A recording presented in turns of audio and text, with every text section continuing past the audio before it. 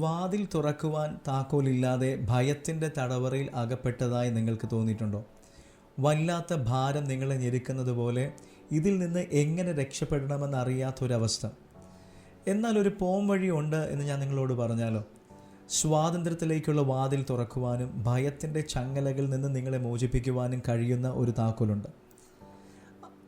അന്ന് ഞാൻ അവൻ്റെ നുകം അവരുടെ കഴുത്തിൽ നിന്ന് ഓടിച്ച് ബന്ധനങ്ങളെ അറുത്ത് കളയും.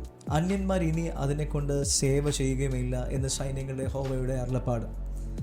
നമ്മെ ബന്ധിച്ചിടുന്ന കാര്യങ്ങളിൽ നിന്ന് നമ്മെ മോചിപ്പിക്കുവാൻ ദൈവത്തിന് എല്ലായ്പ്പോഴും കഴിയുമെന്നതിൻ്റെ ശക്തമായ ഒരു ഓർമ്മപ്പെടുത്തലാണ് ഈ വാക്യം. നമ്മെ ബന്ദികളാക്കി നിരാശയുടെയും ഭയത്തിൻ്റെയും ഉത്കണ്ഠയുടെയും ചങ്ങലകൾ തകർക്കാൻ എൻ്റെ ദൈവത്തിന് എപ്പോഴും കഴിയും. നമ്മെ ബന്ധിക്കുന്ന ചങ്ങലകൾ തകർക്കുന്നവനാണ് ദൈവമെന്നും സ്വാതന്ത്ര്യത്തിലേക്ക് നമ്മെ കൈപിടിച്ച് നടത്തുന്നതും ദൈവമാണ് എന്ന് നമ്മൾ മനസ്സിലാക്കണം. സ്വാതന്ത്ര്യം എന്നത് ദൈവം തൻ്റെ ജനത്തിന് നൽകുന്ന ഒരു വാഗ്ദത്തമാണ്.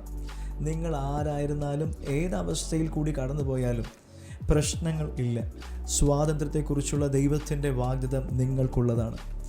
അതിനാൽ നിങ്ങൾ ഇന്ന് ഭയത്തിൻ്റെ തടവറയിൽ അകപ്പെട്ടിരിക്കുകയാണെന്ന് തോന്നുന്നുണ്ടെങ്കിൽ ദൈവം ആ ചങ്ങലകളെ തകർത്തു കളഞ്ഞവനാണെന്ന് വിശ്വസിക്കുക.